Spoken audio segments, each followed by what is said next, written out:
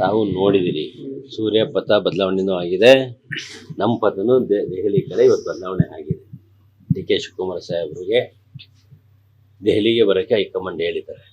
ಆದ ಕಾರಣ ಇವತ್ತು ಸೂರ್ಯ ಹೆಂಗೆ ಪಥ ಬದಲಾವಣೆ ಆಗಿದೆ, ನಮ್ದು ಹೆಂಗೆ ಪಕ್ಷ ಸಂಘಟನೆ ಕಡೆ ಇತ್ತು ಪಥ, ಅದು ದೆಹಲಿ ಕಡೆ ಹೋಗಿದೆ ಅಂದರೆ ಒಳ್ಳೇದಾಗ್ತದೆ. ನಾನು ಅದನ್ನೇ ಹೇಳ್ತಾ ಬಂದೆ ನಿಮಗೆ. ಸೂರ್ಯ ಪಥ ಬದಲಾವಣೆ ಆಗಲಿ, ಸಂಕ್ರಾಂತಿ ಆದ್ಮೇಲೆ ನಿಮ್ಗೆ ಒಂದು ಒಳ್ಳೆ ಸುದ್ದಿ ಕೊಡ್ತೀನಿ. ದೆಹಲಿಗೆ ಹೈಕಮಾಂಡ್ ಕರೆದಿದೆ ಅಂದರೆ ಒಂದು ಉತ್ತಮ ಬೆಳವಣಿಗೆ ಆಗ್ತಿದೆ. ಒಳ್ಳೆದ ವಿಶ್ವಾಸ ಇದೆ ಸರ್, 100% ವಿಶ್ವಾಸ ಇದೆ. ಮೊದಲಿಂದನೇ ಹೇಳ್ಕೊಂಡು ಬರ್ತೇವೆ, ರಕ್ತದಲ್ಲೇ ಬರ್ಕೊಡ್ತೀವಿ. ಡಿಸೆಂಬರ್ ಆದ್ಮೇಲೆ, ಜನವರಿ ಸಂಕ್ರಾಂತಿ ಆದ್ಮೇಲೆ ಅದು ಸಕ್ಸಸ್ ಆಯ್ತು ಸರ್. ಅದು ಸಕ್ಸಸ್ಸೇ ಆಗುತ್ತೆ. ಯಾಕೆಂದ್ರೆ ಈಗ ನಾವು ಮುಂಚೆಯಿಂದನೇ ಹೇಳ್ತಾ ಬಂದೆ, ನಾನು ಹೇಳಿದ್ದೀನಿ, ಸುಮಾರು ಜನ ಸೀನಿಯರ್ಸು ಹೇಳಿದ್ದಾರೆ. ಈ ಒಂದು ಪಕ್ಷ ಇವತ್ತು ಅಧಿಕಾರದಲ್ಲಿ ನಾವೆಲ್ಲ ಏನು ಯುವಕರು ಹೊಸಬ್ರು ಶಾಸಕರು ಇವತ್ತು ಆಯ್ಕೆ ಆಗಿದ್ದೀವಿ ಅಂದರೆ ಅದಕ್ಕೆ ಡಿ ಕೆ ಶಿವಕುಮಾರ್ ಶ್ರಮನೂ ಇದೆ, ಸಿದ್ದರಾಮಯ್ಯ ಶ್ರಮನೂ ಇದೆ. ಈಗ ಸಿದ್ದರಾಮಯ್ಯ ಸಾಹೇಬರು ಸುಮಾರು 7 ವರ್ಷ ಮುಖ್ಯಮಂತ್ರಿಯಾಗಿ ಅಧಿಕಾರ ಮಾಡಿದ್ದಾರೆ, ಉತ್ತಮ ಆಡಳಿತ ಕೊಟ್ಟಿದ್ದಾರೆ. ಈ ಒಂದು ಮುಂದಿನ 2 ವರ್ಷ ಇವ್ರಿಗೊಂದು ಅವಕಾಶ ಸಿಗಲಿ ಅಂತ ನಾವೆಲ್ಲ ಮುಂಚೆಯಿಂದನೂ ಕೇಳ್ಕೊಂಡ್ವಿ. ಆ ನಿಟ್ಟಿನಲ್ಲಿ ಎಲ್ಲ ಸೀನಿಯರ್ಸು ಮಾತಾಡ್ತಾ ನೋಡಿದ್ದೀರಿ. ಅದರಲ್ಲಿ ಒಳಗಿನ ಒಪ್ಪಂದಗಳ ಬಗ್ಗೆ ನಮಗೆ ಮಾಹಿತಿ ಇಲ್ಲ. 2 ವರ್ಷದ ಮೇಲೆ 1 ತಿಂಗಳು ಆಗಿದೆ. ನಮ್ಮ ದೇವರಾಜ ಅರಸು ಅವರು ಏನು ನಮ್ಮ ಪಕ್ಷದ ಮುಖ್ಯಮಂತ್ರಿ ಇದ್ದರು, ದೇವರಾಜ ಅರಸು ಅವರ ಕಾಂಗ್ರೆಸ್ ಪಕ್ಷದ ಏನು ಬಹಳ ದಿನಗಳ ಮುಖ್ಯಮಂತ್ರಿ ಆಡಳಿತನ ನಮ್ಮ ಪಕ್ಷದವರಾದ ಸಿದ್ದರಾಮಯ್ಯ ಸಾಹೇಬರು ಮುಗಿಸಿದ್ದಾರೆ. ಅವ್ರಿಗೂ ಶುಭ ಕೋರಿದ್ದೀನಿ. ಈ ಒಂದು ಸಂದರ್ಭದಲ್ಲಿ ಏನು 2 ವರ್ಷ ಆದಮೇಲೆ ಒಂದು ಡಿ ಕೆ ಶಿವಕುಮಾರ್ ಮುಖ್ಯಮಂತ್ರಿ ಸ್ಥಾನ ಕೊಡಬೇಕು ಅಂತ ಏನು ಅವರ ಎಲ್ಲರ ಬೆಂಬಲ ಇತ್ತು. ಅದರ ನಿಟ್ಟಿನಲ್ಲಿ ಉತ್ತಮವಾದ ಬೆಳವಣಿಗೆ ಆಗಿದೆ ಅಂತ ನನ್ನ ಅನಿಸಿಕೆ. ಆದ್ರೆ ಸಿದ್ದರಾಮಯ್ಯ ಆಪ್ತರು ಕೆಲವರು ಇಲ್ಲ 5 ವರ್ಷ ಅವರೇ ಆಗ್ತಾರೆ ಅಂತ ಹೇಳ್ತಾ ಇದ್ದಾರೆ.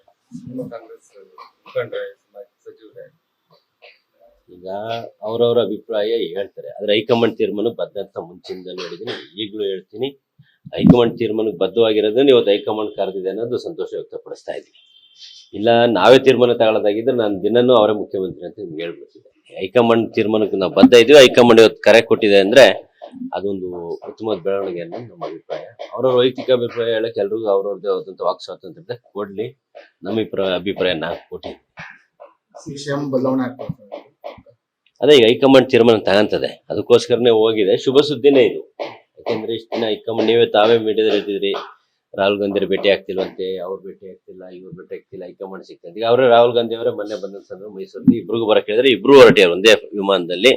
ಮುಖ್ಯಮಂತ್ರಿಗಳು ಉಪಮುಖ್ಯಮಂತ್ರಿಗಳು ಇಬ್ರು ಹೊರಟಿರೋದ್ರಿಂದ ಶುಭ ಸುದ್ದಿನೇ ಅಂತ ನಾವು ಅನ್ಬೋದು. ಮೊನ್ನೆ ಸಪ್ರೇಟ್ ಆಗಿ ಮೀಟಿಂಗ್ ಮಾಡೋದು ಸರ್ ಏರ್ಪೋರ್ಟ್ ಅಲ್ಲಿ. ಅದೇ ಸಹಜವಾಗಿ ಇಬ್ರಿಗೆ ಏನ್ ಹೇಳಿದ್ರು ನಮ್ಮ ಮಾಹಿತಿ ಬಹಿರಂಗನೂ ಪಡಿಸಿಲ್ಲ, ನಮಗೂ ಏನು ಹೇಳಿಲ್ಲ. ಬಟ್ ಇಬ್ರು ಜೊತೆ ಹೋಗ್ತಿರೋದ್ರಿಂದ ನಾವು ಏನು ಸಂಕ್ರಾಂತಿ ಆದ್ಮೇಲೆ ಇಬ್ರು ಮಾತಾಡ್ತೀವಿ ಅನ್ನೋ ಮಾಹಿತಿನ ಖರ್ಗೆ ಅವರು ಹೇಳಿರೋರು, ಎಲ್ಲರೂ ಹೇಳಿದ್ದನ್ನು ನೋಡಿದ್ರು. ಅದು ಪೂರಕವಾಗಿ ಇವತ್ತಾಗಿದೆ.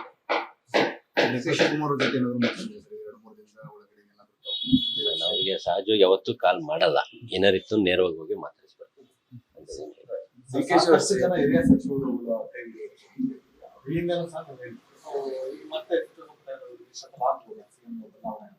ರಿಶಫಲ್ ಮಾಡ್ತಾರೆ.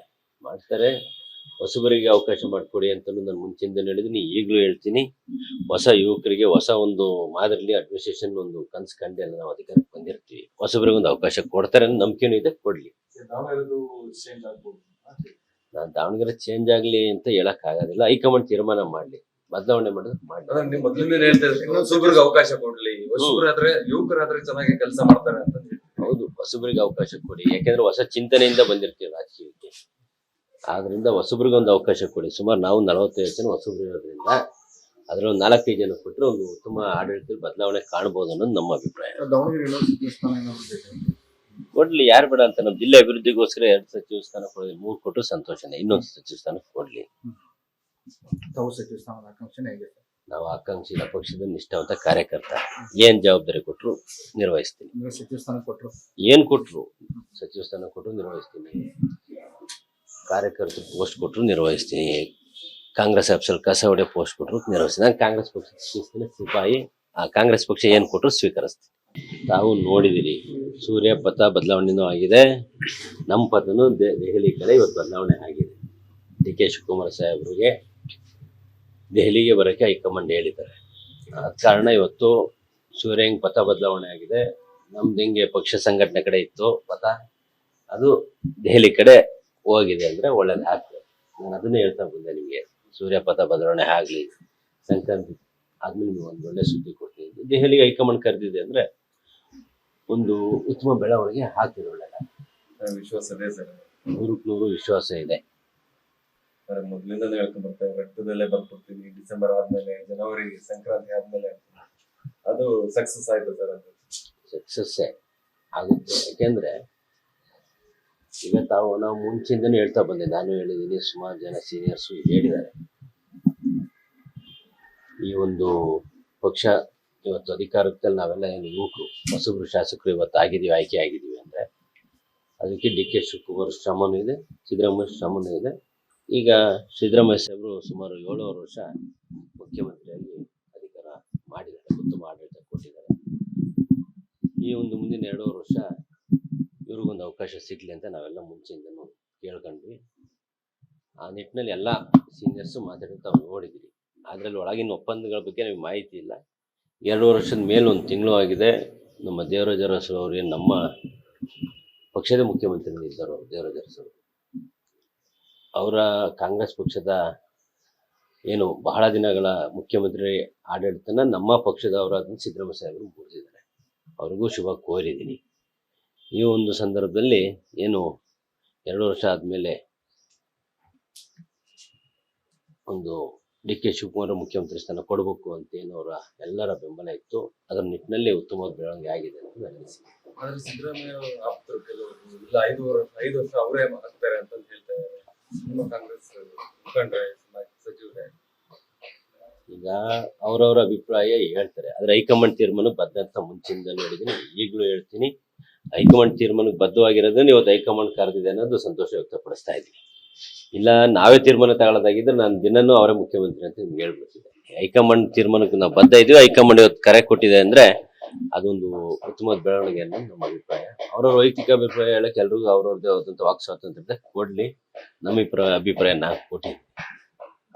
ಬದಲಾವಣೆ ಅದೇ ಈಗ ಹೈಕಮಾಂಡ್ ತೀರ್ಮಾನ ತಗಂತದೆ, ಅದಕ್ಕೋಸ್ಕರನೇ ಹೋಗಿದೆ. ಶುಭ ಸುದ್ದಿನೇ ಇದು. ಯಾಕೆಂದ್ರೆ ಇಷ್ಟು ದಿನ ಹೈಕಮಾಂಡ್ ತಾವೇ ಮೀಡಿಯಾದಲ್ಲಿ ಹೇಳ್ತಿದ್ರಿ, ರಾಹುಲ್ ಗಾಂಧಿ ಭೇಟಿ ಆಗ್ತಿಲ್ವಂತೆ, ಅವ್ರು ಭೇಟಿ ಆಗ್ತಿಲ್ಲ, ಇವ್ರು ಭೇಟಿ ಆಗ್ತಿಲ್ಲ, ಹೈಕಮಾಂಡ್ ಸಿಗ್ತಂತೆ. ಈಗ ಅವರೇ ರಾಹುಲ್ ಗಾಂಧಿ ಅವರೇ ಮೊನ್ನೆ ಬಂದ ಸಂದರ್ಭ ಮೈಸೂರಲ್ಲಿ ಇಬ್ರಿಗೂ ಬರಕ್ಕೆ ಹೇಳಿದ್ರೆ ಇಬ್ರು ಹೊರಟಿದ್ದಾರೆ ಒಂದೇ ವಿಮಾನದಲ್ಲಿ. ಮುಖ್ಯಮಂತ್ರಿಗಳು ಉಪಮುಖ್ಯಮಂತ್ರಿಗಳು ಇಬ್ರು ಹೊರಟಿರೋದ್ರಿಂದ ಶುಭ ಸುದ್ದಿನೇ ಅಂತ ನಾವು ಮೊನ್ನೆ ಸಪ್ರೇಟ್ ಆಗಿ ಮೀಟಿಂಗ್ ಮಾಡೋದು ಸರ್ ಏರ್ಪೋರ್ಟ್ ಅಲ್ಲಿ. ಅದೇ ಸಹಜವಾಗಿ ಇಬ್ರಿಗೆ ಏನ್ ಹೇಳಿದ್ರು ನಮ್ಮ ಮಾಹಿತಿ ಬಹಿರಂಗನೂ ಪಡಿಸಿಲ್ಲ, ನಮಗೂ ಏನು ಹೇಳಿಲ್ಲ. ಬಟ್ ಇಬ್ರು ಜೊತೆ ಹೋಗ್ತಿರೋದ್ರಿಂದ ನಾವು ಏನು ಸಂಕ್ರಾಂತಿ ಆದ್ಮೇಲೆ ಇಬ್ರು ಮಾತಾಡ್ತೀವಿ ಅನ್ನೋ ಮಾಹಿತಿನ ಖರ್ಗೆ ಅವರು ಹೇಳಿರೋರು, ಹಿರಿಯರು ಎಲ್ಲರೂ ಹೇಳಿದ್ದನ್ನು ನೋಡಿದ್ರು. ಅದು ಪೂರಕವಾಗಿ ಇವತ್ತಾಗಿದೆ.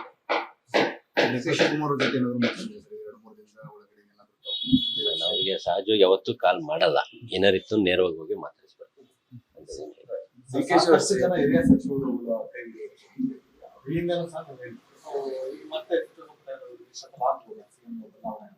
ರಿಶಫಲ್ ಮಾಡ್ತಾರೆ. ಹೊಸಬರಿಗೆ ಅವಕಾಶ ಮಾಡಿಕೊಡಿ ಅಂತ ನಾನು ಮುಂಚಿಂದ ಹೇಳಿದ್ದೀನಿ, ಈಗಲೂ ಹೇಳ್ತೀನಿ. ಹೊಸ ಯುವಕರಿಗೆ ಹೊಸ ಒಂದು ಮಾದರಿಲಿ ಅಡ್ಮಿನಿಸ್ಟ್ರೇಷನ್ ಒಂದು ಕನ್ಸು ಕಂಡೆಲ್ಲ ನಾವು ಅಧಿಕಾರಕ್ಕೆ ಬಂದಿರ್ತೀವಿ. ಹೊಸಬರಿಗೆ ಒಂದು ಅವಕಾಶ ಕೊಡ್ತಾರೆ ಅನ್ನೋ ನಂಬಿಕೆನೂ ಇದೆ, ಕೊಡ್ಲಿ. ನಾನು ದಾವಣಗೆರೆ ಚೇಂಜ್ ಆಗ್ಲಿ ಅಂತ ಹೇಳಕ್ ಆಗೋದಿಲ್ಲ. ಹೈಕಮಾಂಡ್ ತೀರ್ಮಾನ ಮಾಡ್ಲಿ, ಬದಲಾವಣೆ ಮಾಡೋದು ಮಾಡಿ.